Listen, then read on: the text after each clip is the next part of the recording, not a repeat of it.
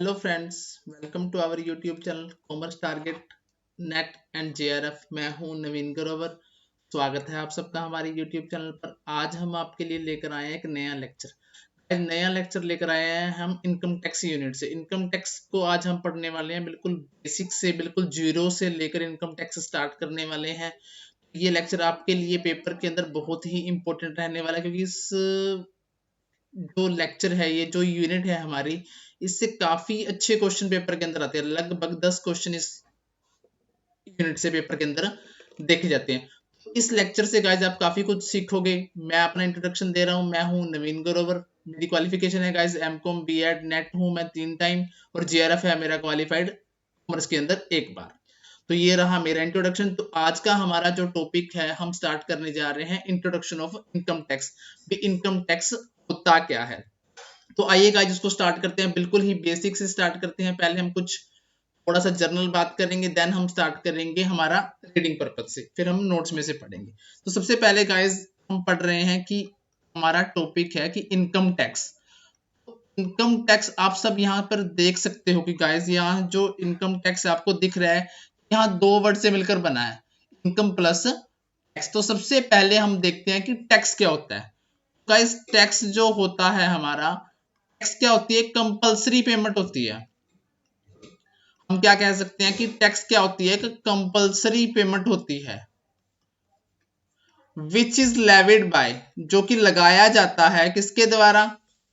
Government के द्वारा। On the individual, किसके ऊपर? On the individual and corporates के ऊपर। हम ये कह सकते हैं कि जो इनकम टैक्स होता है या फिर टैक्स होता है गाइस, एक कंपलसरी पेमेंट होती है जो कि लगाया जाता है। लेविड क्या मतलब? लेविड का मतलब होता है लगाना। लगाया जाता है किसके द्वारा? गवर्नमेंट के द्वारा। किसके ऊपर? इंडिविजुअल यानी कि हम लोगों के ऊपर। और कॉर्पोरेट्स मतलब कंपनीज के ऊपर। तो हम ये कह सकते हैं कि टैक्स क्या होता है? कंपलसरी पेमेंट होती है जो कि गवर्नमेंट के द्वारा इंडिविजुअल और कॉर्पोरेट्स मतलब कंपनीज के ऊपर लगाया जाता है। या फिर हम ऐसा कह सकते हैं कि टैक्स क्या होता है? कंपलसरी पेमेंट होती है। दूसरे तरीके से पढ़ सकते हैं इसको, कंपलसरी पेमेंट होती है विच इज पेड बाय, जो कि पे की जाती है किसके द्वारा? इंडिविजुअल के द्वारा और कॉर्पोरेट्स के द्वारा। Individual and corporates the governments, the government. हम ये कह सकते हैं कि टैक्स क्या होता है बच्चों? कंपलसरी पेमेंट होती है जो कि पे किया जाता है किसके द्वारा? इंडिविजुअल के द्वारा और कॉर्पोरेट्स मतलब कंपनीज के द्वारा। किसको पे किया जाता है? गवर्नमेंट को। हमने यहाँ टैक्स की 2 डेफिनेशन पढ़ी बच्चों। क्या टैक्स क्या होता है? एक कंपलसरी पेमेंट होती है विच इज लेविड बाय, जो कि लगाया जाता है किसके द्वारा? गवर्नमेंट के द्वारा लगाया जाता है। किसके ऊपर? इंडिविजुअल और कॉर्पोरेट के ऊपर लगाया जाता है। या फिर हम ऐसा कहें कि टैक्स क्या होता है? कंपलसरी पेमेंट होती है कि पे किया जाता है किसके द्वारा? इंडिविजुअल और कॉर्पोरेट्स के द्वारा। किसको पे किया जाता है? गवर्नमेंट को पे किया जाता है। टैक्स का मीनिंग आई थिंक आपको क्लियर। एक सिंगल लाइन में हम टैक्स का मीनिंग पढ़ें तो टैक्स का मीनिंग हम सिंगल लाइन में बच्चों ये पढ़ सकते हैं कि टैक्स क्या होता है? Cost of living in a society. समाज में रहने की लागत क्या कहलाती है guys? Cost of living in a society भी क्या कहलाती है? टैक्स कहलाती है। मतलब समाज में रहने की लागत को हम क्या कह सकते हैं? टैक्स कह सकते हैं। तो cost of living in a society is called tax. अब सबसे बड़ा क्वेश्चन ये उठता है कि वाई गवर्नमेंट चार्ज, सरकार टैक्स लगाती क्यों है? सबसे बड़ा क्वेश्चन ये उठता है कि सरकार टैक्स लगाती क्यों है। गाइस सरकार टैक्स इसलिए लगाती है क्योंकि गवर्नमेंट हमें क्या करती है? गवर्नमेंट हमें बहुत सारी फैसिलिटीज देती है। Government gives us facilities. Facilities अब आप किस रूप में कह सकते हो? फैसिलिटीज कह सकते हो रोड हो गए, स्कूल्स, गवर्नमेंट स्कूल्स जिसको कह सकते हैं आप, डैम, हॉस्पिटल कह सकते हैं। गवर्नमेंट क्या करती है? हमें बहुत सारी फैसिलिटीज देती है। अब इन फैसिलिटीज को पूरा करने के लिए सरकार को क्या नीडेड होता है? सरकार को नीडेड होता है फंड। फंड गवर्नमेंट किसके थ्रू कलेक्ट करती है? टैक्स के थ्रू कलेक्ट करती है। तो हम क्या कह सकते हैं कि सरकार जो टैक्स जो है वो लगाती क्यों है? सरकार टैक्स बच्चों इसलिए लगाती है कि सरकार हमें क्या देती है? फैसिलिटीज देती है। अब इतनी फैसिलिटीज देने के लिए रोड है, स्कूल है, कॉलेज है, हॉस्पिटल्स है, इनको चलाने के लिए, रन करने के लिए सरकार को क्या चाहिए होता है? फंड नीडेड होता है। अब इतना ह्यूज अमाउंट में जो फंड होता है सरकार को, सरकार कहां से कलेक्ट करती है? टैक्स से कलेक्ट करती है। टैक्स से कलेक्ट तो कर लिया। अब टैक्स क्या होता है गाइस, यहाँ पर दो टाइप का होता है, एक होता है डायरेक्ट, एक होता है इनडायरेक्ट। डायरेक्ट और इनडायरेक्ट क्या होता है? डायरेक्ट टैक्स वो टैक्स होता है जिस पर्सन पे लगा वही पे करेगा। इनडायरेक्ट टैक्स वो टैक्स होता है कि लगता किसी और पे और पे कोई और करता है। तो डायरेक्ट टैक्स को हम दोबारा पढ़े तो बोले कि डायरेक्ट टैक्स वो टैक्स होता है जो लगता किसी और पे, जिस पर्सन पे लगाया जाता है वही पे। तो इसमें हम कह सकते हैं कि tax burden can not be shifted to other person. जो इनडायरेक्ट टैक्स होता है, इनडायरेक्ट टैक्स वो टैक्स होता है जो लगता किसी और पर्सन पे परंतु पे कोई और करता है। तो इसमें हम कह सकते हैं कि टैक्स का जो बर्डन है, टैक्स बर्डन शिफ्ट किया जा सकता है किसी दूसरे पर्सन के ऊपर, परंतु इसमें टैक्स का बर्डन किसी दूसरे पर्सन के ऊपर शिफ्ट नहीं किया जा सकता। तो ये था हमारा डायरेक्ट टैक्स और इनडायरेक्ट टैक्स। आइएगा इसी को कुछ हम नोट्स से पढ़ के देखते हैं भी क्या कहते हैं हमारे नोट्स।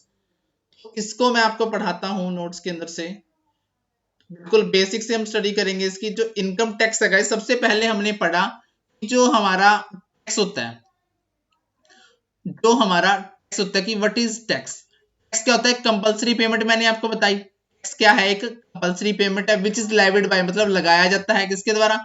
गवर्नमेंट के द्वारा। किसके ऊपर? इंडिविजुअल्स के ऊपर और कॉर्पोरेट मतलब कंपनीज के ऊपर टैक्स लगाया जाता है। दूसरी बार टैक्स को क्या कह सकते हैं हम? Tax are considered to be the cost of living in a society. समाज में रहने की लागत को भी हम क्या कह सकते हैं गाइस? टैक्स कहा जा सकता है। तो टैक्स की डेफिनेशन हमने पढ़ी कि टैक्स क्या होता है? कंपलसरी पेमेंट होती है जो कौन लगाती है? गवर्नमेंट लगाती है। किसके ऊपर? इंडिविजुअल्स के ऊपर और कॉर्पोरेट के ऊपर। या फिर हम कहें कि cost of living in society, समाज में रहने की लागत भी क्या कहलाती है? टैक्स कहलाती है। उसके बाद आता है कि टैक्स लगाया क्यों जाता है, या फिर इसलिए एक डेफिनेशन और इसकी टैक्स की आती है guys, tax are the levied by the government to meet common welfare. Common welfare का मतलब होता है कि सरकार क्या करती है? सामाजिक भलाई के कार्य करती है। इसको पूरा करने के लिए सरकार को खर्चे करती है। अब सरकार खर्चे पूरे करने के लिए क्या लगाती है? टैक्स लगाती है। तो taxes are levied by the government. Tax किसके द्वारा लगाए जाते हैं? गवर्नमेंट के द्वारा लगाए जाते हैं। किस लिए लगाए जाते हैं? ताकि जो कॉमन वेलफेयर के खर्चे हैं उसको पूरा किया जा सके। अब क्वेश्चन ये उठता है कि सरकार टैक्स लगाती क्यों है? वाई गवर्नमेंट चार्ज या लेविड टैक्स, सरकार कर क्यों लगाती है? कि गवर्नमेंट हमें क्या देती है बच्चों? फैसिलिटीज देती है। सबसे मेन काम क्या है? सरकार हमें फैसिलिटीज देती है। फैसिलिटीज इस रूप में देती है, रोड के रूप में, डैम के रूप में, school, colleges, hospitals are these welfare. इन वेलफेयर एक्टिविटीज के लिए सरकार को क्या नीड होता है? सरकार को चाहिए होता है फंड। अब ये जो सरकार है ये फंड कहां से कलेक्ट करती है बच्चों? ये कलेक्ट करती है हमारे टैक्सेस से। सरकार टैक्स क्यों लगाती है? सरकार टैक्स इसलिए लगाती है कि वो हमें फैसिलिटीज देती है, रोड, स्कूल, कॉलेज, हॉस्पिटल के रूप में। वेलफेयर वर्क के लिए सरकार को फंड नीडेड होता है। अब ये फंड कहां से कलेक्ट करती है सरकार? टैक्सेस से। टाइप्स ऑफ टैक्सेस कौन से बच्चों? दो टाइप के बताए मैंने आपको।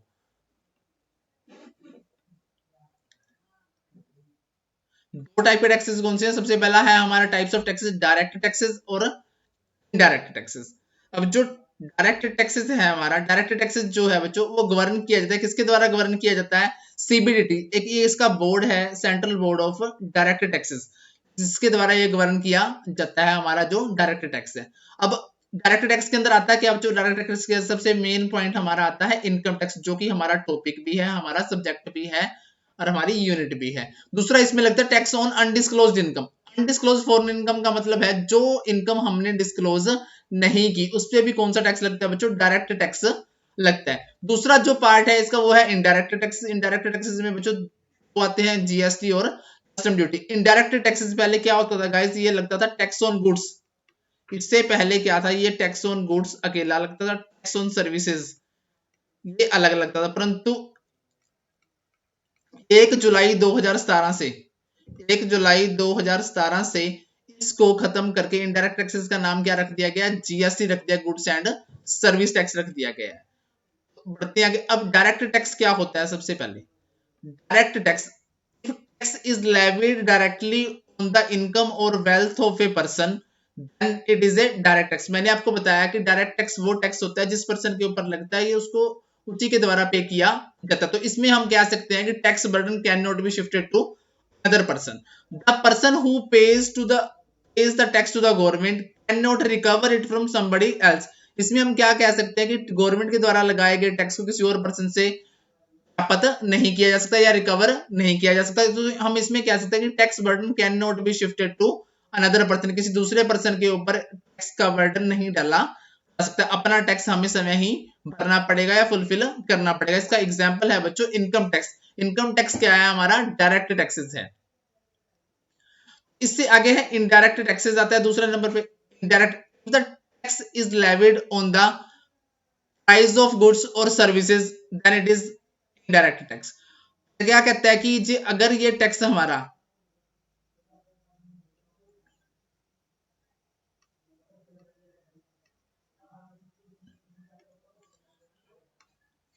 कहता है कि tax is levied on the price और ऑफ गुड्स और services then it is called indirect tax. कहता है कि अगर जो टैक्स जो है किसके ऊपर लगता है, कहता है कि if tax is levied on the prices of goods, अगर प्राइसेस ऑफ गुड्स के ऊपर या फिर टैक्स लगता है तो उसको हम क्या कहते हैं, इनडायरेक्ट टैक्स कहते हैं। एग्जांपल है GST, goods and service tax और custom duty. In this tax burden can be shifted to another person. जो इनडायरेक्ट टैक्सेस है उसमें tax burden can be shifted to another person, परंतु जो डायरेक्ट टैक्स होता है उसमें टैक्स बर्डन किसी दूसरे पर्सन के ऊपर ट्रांसफर नहीं किया जा सकता। उसके बाद आता है हमारा जो हिस्ट्री क्या है इसकी भी, इनकम टैक्स कहां से स्टार्ट हुआ। इनकम टैक्स सबसे पहले गाइस हमारे यहाँ लगा था in India. Income tax was introduced by the first time in 1860। सबसे पहले भारत के अंदर जो इनकम टैक्स है वो कब लगा था, 1860 में लगा था। किसने लगाया था, सर जेम्स विलियमसन ने लगाया था। क्यों लगाया था, क्योंकि 1857 की जो मिलिट्री म्यूटिनी हुई थी, 1857 की जो क्रांति हुई थी, उस दौरान क्या हो गया था, 1857 की क्रांति में हमारी जो इकोनॉमी है वो काफी ज्यादा नुकसान हुआ था। उस नुकसान की भरपाई करने के लिए 1860 में सबसे पहले सर जेम्स विलियमसन ने पहली बार इनकम टैक्स लगाया था। ताकि in India income tax was introduced for the first time, पहली बार कब लगाया गया था, 1860 में लगाया था। किसके द्वारा लगाया था, सर जेम्स विलियमसन के द्वारा लगाया गया था। इन ऑर्डर टू, किस लिए लगाया गया था, to meet the losses sustained by the government on account of the military mutiny. सबसे पहले कब, जो 1857 की क्रांति हुई थी उसकी भरपाई करने के लिए, उसको पूरा करने के, उसके दौरान जो लॉस हुआ था उसको कवर अप करने के लिए 1860 में जो हमारे सर जेम्स विलियमसन है उनके द्वारा सबसे पहले टैक्स लगाया गया था। Thereafter several amendments were made in the from time to in it from time to time। इस दौरान इसके बाद क्या किया गया, जो हमारा इनकम टैक्स था जो इसमें काफी सारे अमेंडमेंट का मतलब होता है बच्चों सुधार करते गए हम time to. In 1886 a separate income tax act was passed। 1886 में क्या किया गया, एक इनकम टैक्स एक्ट पास किया गया। In 1918 a new income tax act was passed and again it was replaced by another act which was passed in 1922। Guys सबसे पहले हमारे इंडिया में टैक्स लगा 1860 में।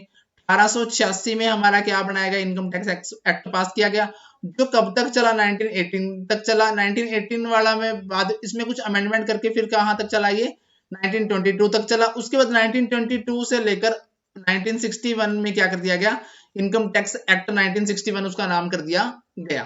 The act remained in force up to the assessment year 1961-62 with numerous amendment। ऐसा नहीं कि इसमें इसके बाद अपन ने सुधार नहीं किया, सुधार हर साल हम करते गए।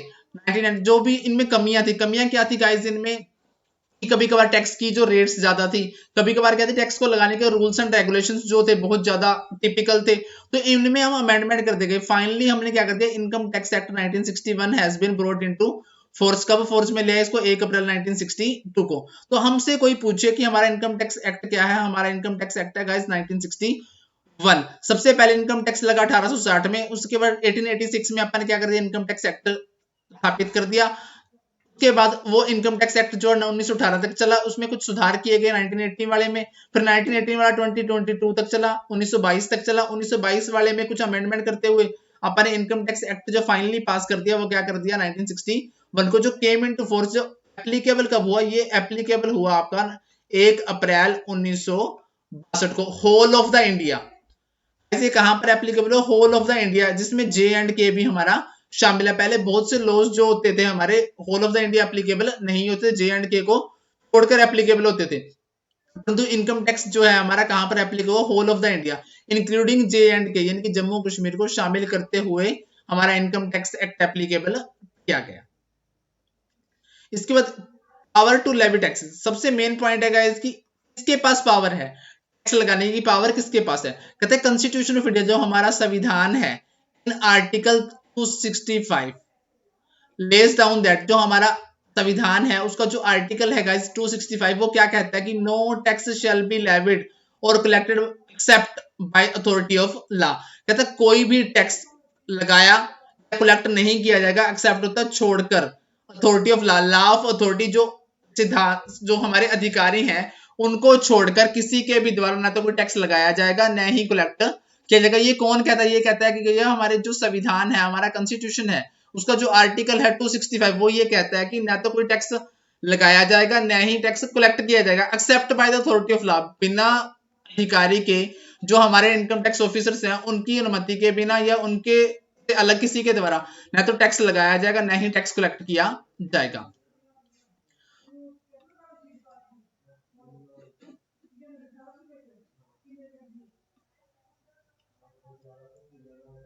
उसके बाद है accordingly for levy of any tax law needs to be framed by the government. कहता है accordingly for levy of any tax, कोई भी टैक्स अगर सरकार लगाना चाहती है तो a law needs to be, एक नियम क्या करना पड़ेगा? फ्रेम करना पड़ेगा गवर्नमेंट को। जो कॉन्स्टिट्यूशन ऑफ इंडिया है, भारत का जो संविधान है, गिव्स द पावर, जो शक्ति देता है किसको?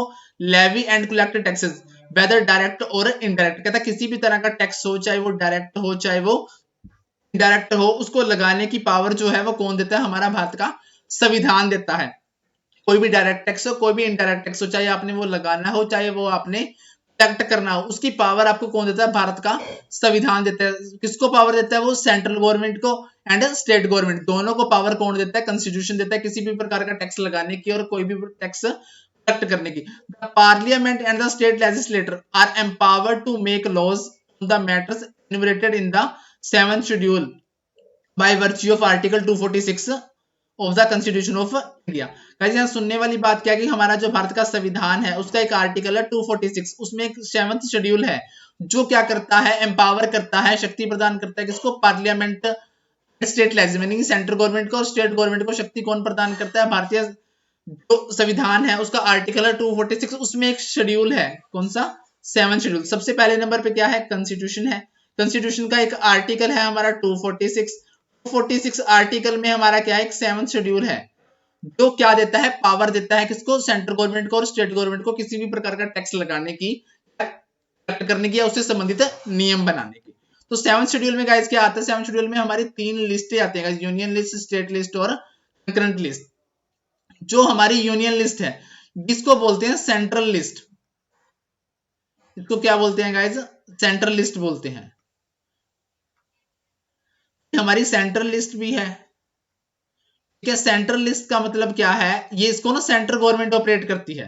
कौन सी गवर्नमेंट ऑपरेट करती है? सेंट्रल गवर्नमेंट नहीं, केंद्रीय सरकार ऑपरेट करती है। इससे सब, इसमें जो इतने भी आइटम्स आएंगी, जितने भी विषय आएंगे इसमें गाइस, इसमें 100 आइटम्स आती हैं। 99% सेंट्रल गवर्नमेंट क्या बनाती है? रूल्स बनाती है। तो इसमें संबंधित जितने भी आइटम्स आएंगी उसके ऊपर जो नियम कौन बनाएगा? उसके ऊपर नियम बनाएगी सेंट्रल गवर्नमेंट। जैसे संबंधित मैं कहूं कि वार से संबंधित कोई डिसीजन लेना तो उस पर डिसीजन कौन लेगी? सेंट्रल गवर्नमेंट लेगी। उसके संबंधित दूसरा है हमारा पॉपुलेशन से रिलेटेड कोई डिसीजन लेना है तो उस पर रिलेटेड डिसीजन कौन लेगी? हमारी सेंट्रल गवर्नमेंट लेगी। इसी तरह बहुत सारे ऐसे मुद्दे हैं, इसमें 100 आइटम्स हैं ऐसी जिनके ऊपर डिसीजन कौन लेगी? सेंट्रल गवर्नमेंट लेगी। तो इसी में हमारा पॉइंट नंबर 82 के ऊपर है हमारा इनकम टैक्स। तो इनकम टैक्स से रिलेटेड जितने भी डिसीजन है वो कौन लेगा? हमारा सेंट्रल गवर्नमेंट लेगी। दूसरी तरफ आता है स्टेट लिस्ट। स्टेट से संबंधित जितने भी मुद्दे हैं उसके ऊपर डिसीजन कौन लेगी? स्टेट गवर्नमेंट लेगी। फॉर एग्जाम्पल सरकार ने पुलिस की भर्ती करनी है, रिक्रूटमेंट करनी है किसकी? पुलिस की। तो हरियाणा पुलिस की रिक्रूटमेंट हरियाणा गवर्नमेंट करेगी, यूपी पुलिस की रिक्रूटमेंट यूपी पुलिस करेगी, एचपी पुलिस की रिक्रूटमेंट एचपी पुलिस करेगी। तो मतलब स्टेट से रिलेटेड जितने भी मामले हैं वो किस में आते हैं? स्टेट लिस्ट में आते हैं।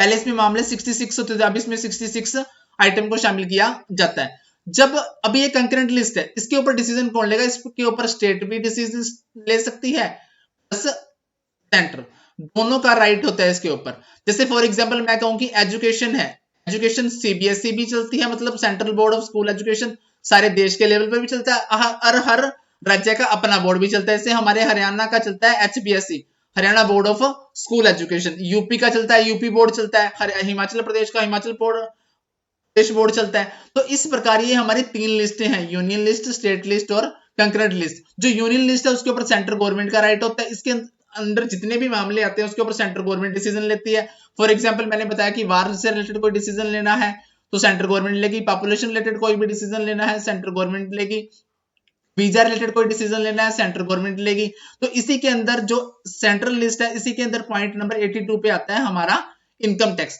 दूसरी लिस्ट है हमारी स्टेट लिस्ट। जो स्टेट लिस्ट होती है उससे संबंधित जो नियम्स एंड रेगुलेशंस हैं गाइस, वो कौन बनाती है? स्टेट गवर्नमेंट बनाती है। फॉर एग्जांपल मैं कहूं कि हरियाणा पुलिस की भर्ती करनी है, रिक्रूटमेंट करनी है, हरियाणा गवर्नमेंट करेगी। यूपी पुलिस की भर्ती करनी है, यूपी पुलिस करेगी। एचपी पुलिस की भर्ती करनी है, एचपी पुलिस करेगी। उसके बाद इसके अंदर 66 आइटम आती थी पहले, अब इसके अंदर कितनी आइटम है गाइस? 61 आइटम है। कंकरेंट लिस्ट के ऊपर क्या होता है? दोनों का राइट होता है। Both state and parliament have the power to make laws.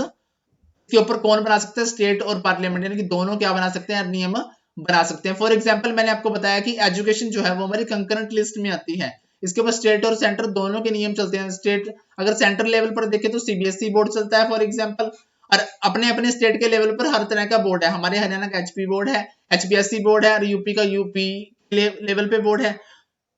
इसके बाद है हमारा जो पॉइंट नंबर 82 है वो है इनकम टैक्स लेटर। वो कहां आता है? सेंट्रल लिस्ट में। इसको यूनियन लिस्ट भी बोला जाता है। इनकम टैक्स क्या होता है guys? Most significant direct tax है। Entry 82 of the union list in the 7th schedule of the article 246 of the constitution of India has given the power देती है पार्लियामेंट को to make laws on taxes on income other than agriculture income. तो guys ये क्या कहता है कि जो हमारा आर्टिकल 246 है, सबसे पहले हमारा आर्टिकल 246 में आती है 7th शेड्यूल, और 7th शेड्यूल में आती है हमारी यूनियन लिस्ट, और यूनियन लिस्ट में आती है एंट्री नंबर 82, जो कि हमें पावर देती है, सेंट्रल गवर्नमेंट को पावर देती है इनकम के ऊपर टैक्स लगाने की। इनकम कौन सी? Other than agriculture income. मैं दोबारा बताता हूँ गाइस, जो हमारा आर्टिकल है 246, आर्टिकल 246 में आता है 7th शेड्यूल। 7th शेड्यूल में आती है हमारी यूनियन लिस्ट। यूनियन लिस्ट में आती है पॉइंट नंबर 82। पॉइंट नंबर 82 किससे रिलेटेड है? इनकम टैक्स से, जो कि पावर देता है किसको? सेंट्रल गवर्नमेंट को क्या करने की? इनकम टैक्स लगाने की। इनकम टैक्स कौन सी पे? Other than agriculture income. I think ये चीज आपको क्लियर होगी। अब इसके अंदर आते हैं guys component of income tax. अब इनकम टैक्स लॉ के अंदर क्या क्या आएगा? सबसे पहले आएगा income tax act, annual finance act, income tax rules, circulars और notifications, legal decisions of courts. सबसे पहले हम पढ़ते हैं कि इनकम टैक्स एक्ट क्या होता है। कहता है लेवी ऑफ इनकम टैक्स, आय के ऊपर कर का लगाना in India is governed by the income tax act 1961। Bharat के अंदर इनकम के ऊपर टैक्स लगाना गवर्न किया जाता है, मतलब लगाया जाता है कौन से नियम के तहत? इनकम टैक्स एक्ट 1961 के तहत। भारत में जो इनकम के ऊपर टैक्स है वो लगाया जाता है इनकम टैक्स एक्ट 1961 के द्वारा। उसके बाद ये कब आया था? It came into force. लागू कब हुआ था? ये एप्लीकेबल हुआ था गाइस 1 अप्रैल 1962 को। एक्ट कब पहुंचे? तो 1961। एप्लीकेबल कब हुआ? 1 अप्रैल 1960। इसके अंदर क्या आते हैं गाइस? इसके अंदर सेक्शन आते हैं 1 to 298, और इसके अंदर शेड्यूल्स आते हैं 14 शेड्यूल्स आते हैं गाइस इसके अंदर। मेन बात क्या है? सेक्शन 1 to 298, और आपसे शेड्यूल पूछे तो कितने आते हैं? 14 शेड्यूल आते हैं गाइस इसके अंदर। टोटल कितने शेड्यूल हैं इसके अंदर? 14 शेड्यूल आते हैं। दूसरे नंबर पे आता है हमारा एनुअल फाइनेंस एक्ट। क्या होता है एनुअल फाइनेंस एक्ट? क्या होता है? एवरी ईयर, हर साल, the finance minister of the government of India, हमारा जो फाइनेंस मिनिस्टर है वो है हमारी निर्मला सीतारमन जी। प्रेजेंट जो हमारी फाइनेंस मिनिस्टर है वो है हमारी निर्मला सीतारमन जी। ठीक है, कि एवरी ईयर, हर साल, द फाइनेंस मिनिस्टर यानी कि जो वित्त मंत्री है भारत सरकार का, प्रेजेंट करता है the budget the government parliament. मतलब क्या कहता है कि संसद में हमारा हर वर्ष हमारा जो फाइनेंस मिनिस्टर वो क्या करता है? बजट पेश करता है। Once the finance bill is approved, जो फाइनेंस का बिल होता है, कहने का मतलब है पार्लियामेंट में सबसे पहले बिल लाया जाता है। बिल दोनों सदनों के द्वारा, दोनों सदन कौन से? लोकसभा और राज्यसभा में पास होने के बाद वो अप्रूवल के लिए आता है। किसके बाद? पार्लियामेंट में किसकी अप्रूवल चाहिए होती है? प्रेसिडेंट की। अगर प्रेसिडेंट उसको अप्रूवल दे देता है तो जो फाइनेंस बिल होता है वो क्या बन जाता है गाइस? फाइनेंस एक्ट बन जाता है। ताकि हर साल हमारे जो फाइनेंस मिनिस्टर है उनके द्वारा क्या किया जाता है? संसद में बजट पेश किया जाता है, और उनके पास कुछ खास बिल्स होते हैं जिसको फाइनेंस बिल बोलते हैं। वो फाइनेंस बिल अगर हमारे दोनों सदनों लोकसभा और राज्यसभा में पास होने के बाद, उनकी अनुमति के बाद किसके पास आते हैं? प्रेसिडेंट की अनुमति के लिए पार्लियामेंट में आते हैं। अगर प्रेसिडेंट उनके ऊपर अपनी असेंट यानी कि सिग्नेचर दे देता है, असेंट मतलब सहमति दे देता है, तो वो बिल क्या बन जाते हैं गाइस, फाइनेंस एक्ट बन जाते हैं। उसके बाद आता है गाइस हमारा इनकम टैक्स रूल क्या होता है। कहता है कि एडमिनिस्ट्रेशन, एडमिनिस्ट्रेशन का मतलब होता है गाइस प्रशासन। Direct taxes is looked after by the central board of direct taxes. ये मैंने आपको पहले ही जब पहली आपने एक चार्ट पढ़ा था उसके अंदर बताया था कि जो हमारा इनकम टैक्स है वो किसके द्वारा गवर्न किया जाता है, वो गवर्न किया जाता है CBDT, central board of direct taxes. मतलब जो इनकम टैक्स है उसका जो प्रशासन है, उसकी जो देखरेख है, वो कौन सा बोर्ड करता है, वो करता है central board of direct taxes. The CBDT is empowered to make rules for carrying out the purpose of act। कहता है एक्ट से संबंधित जितने भी नियम है वो कौन बनाने की अनुमति देता है, वो सीबीडीटी देता है, central board of direct taxes, for the proper administration, ताकि प्रॉपरली एडमिनिस्ट्रेट किया जा सके इनकम टैक्स एक्ट को। CBDT frames rules from time to time, time समय के अनुसार नियम बनाता रहता है। The rules are collectively called income tax rule 1960। क्या कहते हैं कि गाइस जो एडमिनिस्ट्रेशन है हमारे इनकम टैक्स का वो सीबीडीटी के द्वारा किया है। सीबीडीटी क्या करता है, टाइम टू टाइम अपने रूल्स बनाता रहता है।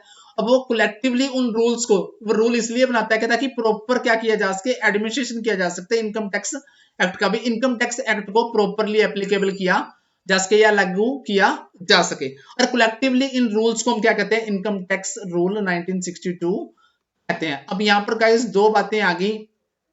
इनकम टैक्स एक्ट पूछे तो आपसे आपने कहना है कि 1961, अगर एक्ट से क्वेश्चन आता है तो 1961, अगर आपसे रूल पूछे तो को क्या लिखोगे, 1962 टिक करोगे। उसके बाद आता है guys circular and notification. Circular are issued by, circular कौन इशू करता है, सीबीडीटी। सीबीडीटी अभी मैंने बताया क्या था, central board of direct taxes, from to time to deal with the certain specific problems and to clarify doubts regarding the scope and the meaning of the provisions. These circulars are issued for the guidance of the officers and the SSC। कहता है कि CBDT है जो time to time क्या निकालता रहता है guys, notification निकालता रहता है, ताकि जो भी हमने उन्होंने अमेंडमेंट किए हैं, जो सुधार किए हैं, उनसे संबंधित जो प्रोविजंस हैं उनमें जो सुधार हुआ है वो क्या किया जा सके, वो एसएससी तक और ऑफिसर्स तक एज ए गाइडेंस पहुंच सके। तो सीबीडीटी क्या करता रहता है, टाइम टू टाइम सर्कुलर्स और नोटिफिकेशन निकालता रहता है, ताकि जो एसएससी है और जो ऑफिसर्स है, जो सरकार ने या इनकम टैक्स डिपार्टमेंट ने सीबीडीटी ने चेंज किया है, उनकी नोटिफिकेशन, उनकी गाइडेंस उनको मिल सके, इसलिए वो क्या निकालता रहता है, सर्कुलर और नोटिफिकेशन निकालता रहता है। क्या होता है, legal decision of courts.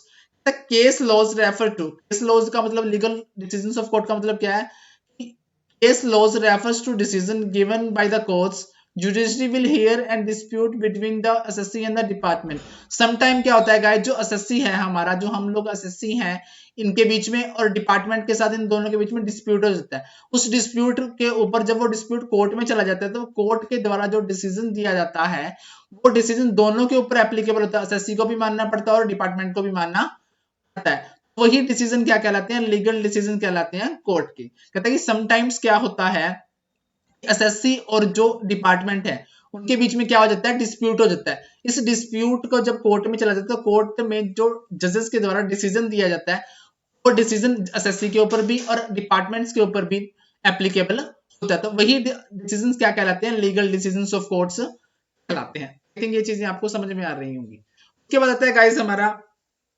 Central government. एक चार्ट आ गया, मैंने आपको बताया कि सेंट्रल गवर्नमेंट हमारी जो केंद्रीय सरकार है उसके अंडर हमारा काम करता है मिनिस्ट्री ऑफ फाइनेंस, जो वित्त मंत्रालय जिसको बोलते हैं, जिसको हम क्या बोलते हैं गाइस, वित्त मंत्रालय हमारा क्या करता है, हमारी केंद्रीय सरकार के अंडर काम करता है। अब वित्त मंत्रालय के अंदर दो हमारे डिपार्टमेंट काम करते हैं, सीबीडीटी और सीबीआईसी। सीबीआईडीटी मैंने अभी बताया आपको, वो क्या है, central board of direct taxes है। उसी के अंडर हमारा कौन सा डिपार्टमेंट काम करता है, इनकम टैक्स डिपार्टमेंट काम करता है। दूसरा हमारा है गाइस सीबीआईसी। सीबीआईसी क्या है, central board of indirect taxes and custom. Indirect taxes में मैंने आपको बताया था कौन सा हमारा टैक्स है, जीएसटी, जो कब एप्लीकेबल हुआ था हमारे भारत में, 1 जुलाई 2017 में एप्लीकेबल हुआ था। उसके बाद दोबारा से रिपीट कर रहा हूँ, सेंट्रल गवर्नमेंट है, सेंट्रल गवर्नमेंट के अंदर काम करती है हमारी ministry of finance. Ministry of finance के अंदर दो डिपार्टमेंट काम करते हैं, सीबीडीटी और सीबीआईसी। सीबीडीटी का मतलब है central board of direct taxes, उसी के अंडर हमारे इनकम टैक्स डिपार्टमेंट काम करता है। दूसरा है हमारा सीबीआईसी। सीबीआईसी का मतलब है central board of indirect taxes and custom, इसी के अंडर हमारा काम करता है जीएसटी। उसके बाद आता है गाइस हमारा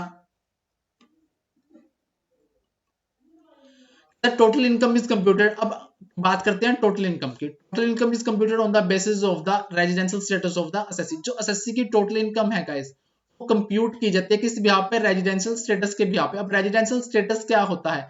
रेजिडेंशियल स्टेटस का मतलब होता है उस इंसान के प्रीवियस ईयर में इंडिया में बिताए गए दिनों की संख्या से है। तो क्या कहता है कि टोटल इनकम है, टोटल इनकम कंप्यूट की जाती है किस बिहाफ पे, किस बेसिस पे कंप्यूट की जाती है, वो रेजिडेंशियल स्टेटस के बिहाफ पे कंप्यूट की जाती है। अब रेजिडेंशियल स्टेटस का मतलब क्या होता है? प्रीवियस ईयर में किसी पर्सन के द्वारा इंडिया में बिताए गए दिनों की संख्या से होता है। तो टोटल इनकम है गाइस, टोटल इनकम कंप्यूट की जाती है on the basis of the residential status of A NSSC. The assessee the income is classified. Income को क्लासिफाइड किया जाता है किस में क्लासिफाइड किया जाता है guys? Income is classified. Income को 5 हेड में हम क्या करते हैं? क्लासिफाई करते हैं। 5 हेड कौन कौन? सबसे पहला हेड है हमारा, सॉरी, हमारा पहला हेड है guys income from salary. Salary के अंदर हम क्या करते हैं? सैलरी जो है हमारा इनकम टैक्स का पहला हेड है, उसका सेक्शन होता है 15 टू 17, उसके सेक्शन आते हैं। इनकम फ्रॉम हाउस प्रॉपर्टी हमारा सेकंड हेड होता है, इसके सेक्शन है 22 टू 27। आता है हमारा profit and profit of business and profession, इसको बोलते हैं गाइस, अगर शॉर्ट फॉर्म में बोले तो इसको बोलते हैं PGBP, profit and gain from business and profession, जो आता है सेक्शन 28 टू 44। देन हमारा हेड आता है capital gain. Capital gain head section है हमारा 45 टू 55। फिर आता है हमारा income from other sources section 56 to 59। Guys ये थे हमारे इनकम टैक्स के 5 हेड। अब 5 हेड का में क्या है, मैं आपको ब्रीफली एक्सप्लेन करता हूँ। सबसे पहले आता है इनकम फ्रॉम सैलरी। अब सैलरी हेड क्या होता है? सैलरी के अंदर क्या किया जाता है? कौन सी इनकम इसके अंदर आती है? इसके अंदर गाइस वो इनकम आती है जब एक इंप्लॉयर को अपनी सर्विसेज देता है, इंप्लॉयर के द्वारा इंप्लॉय को दी गई सर्विसेज के बदले में, सॉरी, इंप्लॉय के द्वारा इंप्लॉयर को दी गई सर्विसेज के बदले में जो प्राप्त किया जाता है, जो रेमोनेशन प्राप्त किया जाता है, वो कहाँ टैक्सेबल होता है? इनकम फ्रॉम सैलरी हेड में टैक्सेबल होता है। वो कहाँ टैक्सेबल होता है गाइस? हमारा इनकम फ्रॉम सैलरी हेड में टैक्सेबल होता है। उसके बाद आता है गाइस हमारा दूसरा head income from house property. वैसे तो अगर नॉर्मली देखे तो इसके अंदर गाइस जाती है रेंट की इनकम। कि अगर आप सीधा सिंपली समझना चाहते हो तो इसके अंदर आप क्या कह सकते हो कि रेंट की इनकम कहाँ टैक्सेबल होती है? हाउस प्रॉपर्टी हेड में टैक्सेबल होती है। पीजीबीपी में आती है गाइस हमारे बिजनेस की इनकम। दूसरी आती है हमारी प्रोफेशन की इनकम। बिजनेस में आ जाएगा फर्म, आ जाएगा हमारी कंपनी, आ जाएगी। प्रोफेशन में क्या आएगा? सीएज आ जाएंगे, डॉक्टर आ जाएगा। ये जो प्रोफेशनल लोग हैं इनकी इनकम कहाँ टैक्सेबल होती है? जीबीपी हेड में टैक्सेबल होती है। दूसरा फिर आता है कैपिटल गेन। कैपिटल गेन में होता है गाइस हमारी किसी भी कैपिटल सेट्स को सेल करने से, किसी भी कैपिटल सेट्स को सेल करने से हमें जो बेनिफिट होता है या गेन होता है या प्रॉफिट्स होता है, वो कहाँ टैक्सेबल होता है? कैपिटल गेन हेड में टैक्सेबल होता है। फिर 5वें नंबर पर आता है इनकम फ्रॉम अदर सोर्सेज। जो इनकम इन चारों हेड में कहीं नहीं आती, जो इनकम इन चारों हेड में कहीं नहीं आती, वो कहाँ टैक्सेबल होती है guys? Income from other sources. For example मैं आपको बता दूं कि लॉटरी की इनकम कहाँ टैक्सेबल होती है? Income from other sources head में टैक्सेबल होती है। तो गाइस ये थे हमारे इनकम टैक्स के 5 head. Income from salary section 15 to 17, income from house property section 22 to 27। तीसरा हमारा हेड होता है पीजीबीपी, इसको बोलते हैं profit and gain from business and profession, इसका जो सेक्शन होता है 28 टू 44। फोर्थ हमारा हेड होता है कैपिटल गेन, इसका सेक्शन होता है 45 टू 55। पांचवा हमारा हेड होता है other sources, income from other sources, इसका सेक्शन होता है 56 टू 59। अब क्या कहते हैं? For computing the total income of an assessee, tax payable by him following procedure is followed. अब टैक्स कैलकुलेट करने के लिए हमें क्या करना पड़ेगा? इस इनकम को कंप्यूट करना पड़ता है, टोटल करना पड़ता है। इसके लिए गाइज मैं आपको बताता हूं कि हम करते क्या है। इसके लिए हम करते हैं गाइज, सबसे पहले मैंने आपको बताया कि हमारी होती है इनकम फ्रॉम सैलरी। सबसे पहला हेड है हमारा इनकम फ्रॉम सैलरी। दूसरे हमारा है हाउस प्रॉपर्टी। इनकम कौन सी आ जाएगी guys? Income from house property आ जाएगी। थर्ड हमारा आ जाएगा guys PGBP, profit and gain from business and profession. Fourth हमारा आ जाएगा गाइज, कौन सा आ जाएगा? कैपिटल गेन आ जाएगा। ठीक है। पांचवा हमारा आ जाएगा अदर सोर्सेज। ये पांचों हेड मैंने क्या बताए हैं? आपको बताए हैं। इन हेड में हर हेड में अपने लेवल की छूट, जिसको बोलते हैं एग्जम्पशन या डिडक्शन घटाने के बाद जो इनकम बचेगी। हाउस प्रॉपर्टी में एग्जम्पशन घटाने के बाद जो इनकम बचेगी, जीबीपी में एग्जम्पशन घटाने के बाद जो इनकम बचेगी, कैपिटल गेन में एग्जम्पशन घटाने के बाद जो इनकम बचेगी, अदर सोर्सेज में अपनी एग्जम्पशन घटाने के बाद जो इनकम बचेगी, उस इनकम को जब हम टोटल करते हैं तो उस टोटल इनकम का नाम गाइस हम रख देते हैं ग्रोस टोटल इनकम। यानी कहने का मतलब है इन पांचों हेड की इनकम अगर हम क्लब कर देते हैं तो वो क्या बन जाती है, ग्रोस टोटल इनकम बन जाती है। अब इस ग्रोस टोटल इनकम में से जो आपकी ये जीटीआई आई है, इसको शॉर्ट फॉर्म में बोलते हैं जीटीआई। जो ये जीटीआई आई है इसमें से गाइस हम घटाते हैं डिडक्शंस। डिडक्शन कौन सी, अंडर सेक्शन 80C से 80U तक। अगर हम ये डिडक्शन घटाने के बाद जो हमारे पास इनकम बचती है वो बचती है टोटल इनकम, और इसी इनकम को हम बोलते हैं टैक्सेबल इनकम। इसी इनकम को क्या बोलते हैं गाइस, हम टैक्सेबल इनकम बोलते हैं। तो हमारे पास क्या हुआ, हमारा सबसे पहला head income from salary, second house property, third PGBP, fourth capital gain, fifth आया हमारा अदर सोर्सेज। इन पांचों हेड की इनकम मैंने जोड़ दी तो वो बना दी जीटीआई। अब इस जीटीआई में से क्या लेस किया जाएगा, डिडक्शन लेस की जाएगी अंडर सेक्शन 80C से 80U तक। तो लेस करने के बाद हमारे पास आ जाएगी टोटल इनकम। इसी टोटल इनकम को हम क्या बोलते हैं गाइस, टैक्सेबल इनकम बोलते हैं। और इसी इनकम पे on the behalf of the residential status of NSSC लगता है टैक्स लगता है। इसी टैक्सेबल इनकम पर क्या लगता है, टैक्स लगता है। टैक्स किस बिहाफ पे लगता है, on the behalf of the residential status of NSSC. I think ये चीज आपको समझ में आई होगी।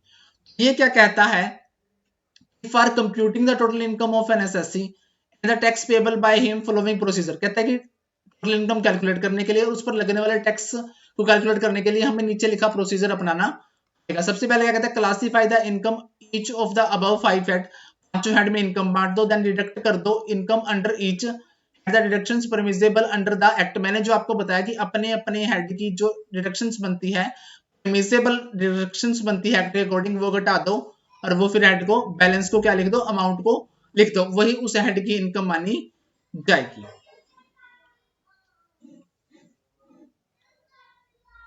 उसके बाद क्या आता है, सेकंड पॉइंट क्या कहता है, total income up to the assessable income of each head and the aggregate of all the income. पांचों हेड की इनकम जोड़ने के बाद मैंने आपको क्या बताया था, जीटीआई बताया था, ग्रोस टोटल इनकम।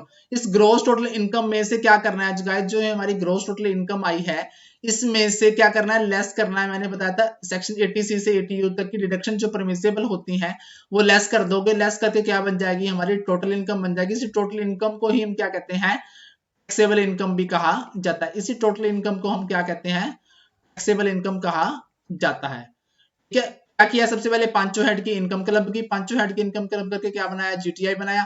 सबसे पहले अपने अपने हेड की डिडक्शन घटाई, फिर उस पांच डिडक्शन घटाने के बाद जो इनकम बची उसका टोटल किया, वो कहलाया जीटीआई। इसमें से क्या घटाया, 80C से 80U तक की डिडक्शन घटाई, उसके घटाने के बाद जो टोटल जो इनकम बची वो टोटल इनकम कहलाते हैं। इसी को हम क्या कहते हैं, टैक्सेबल इनकम कहते हैं।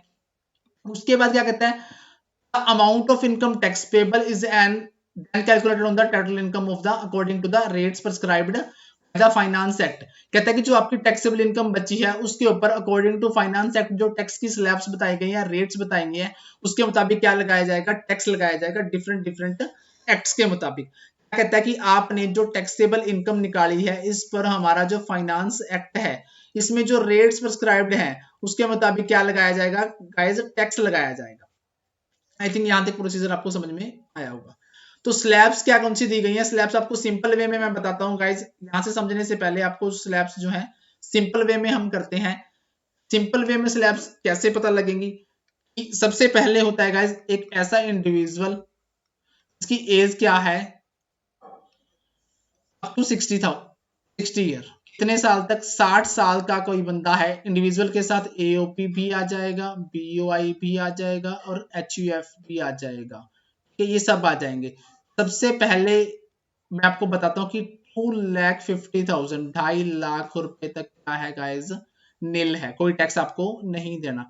2.5 लाख से 5 लाख की इनकम तक आपको सिर्फ 5% टैक्स देना है।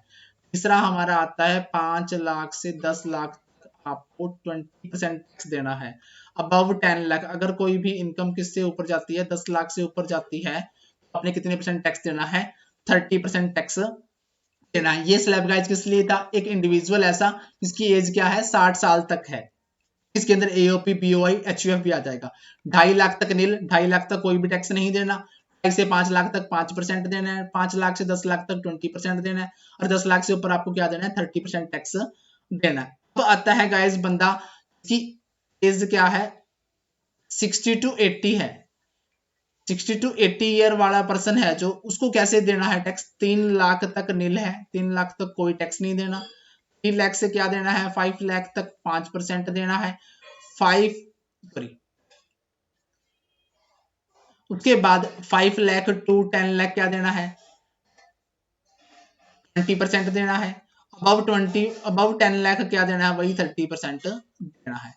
यहाँ पर आपने क्या सिमिलरिटी देखी? आपने ये सिमिलरिटी देखी, 60 से 80 वाले को पहली छूट 3 लाख है और 60 तक वाले को पहली छूट क्या है? 2.5 लाख रुपए है। इसके बाद आता है वो पर्सन जिसकी एज 60 साल से 80 साल से अबव 80, ऐसा पर्सन जिसकी एज क्या है? अबव 80 ईयर है, 80 साल से ऊपर है, तो उसको गाइस 5 लाख तक नील है।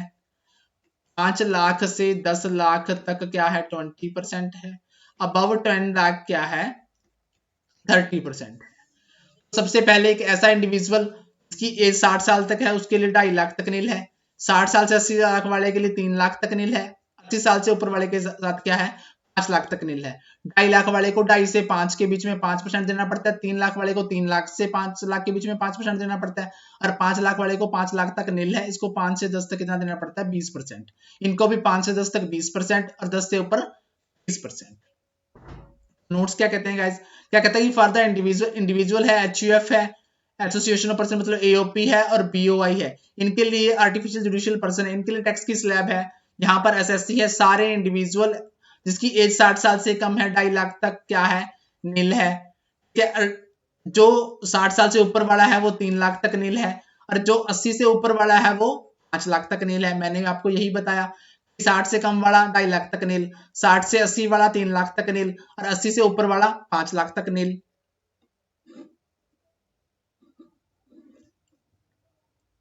और उसके बाद क्या कहता है, जो 2.5 से 5 वाला है, 2.5 से 5 वाला ये रहा, उसको 5%, 3 से 5 वाले को भी 5%, 5 से 10 के केस में सभी को 20% और अबव 10 लाख सभी को कितना देना है?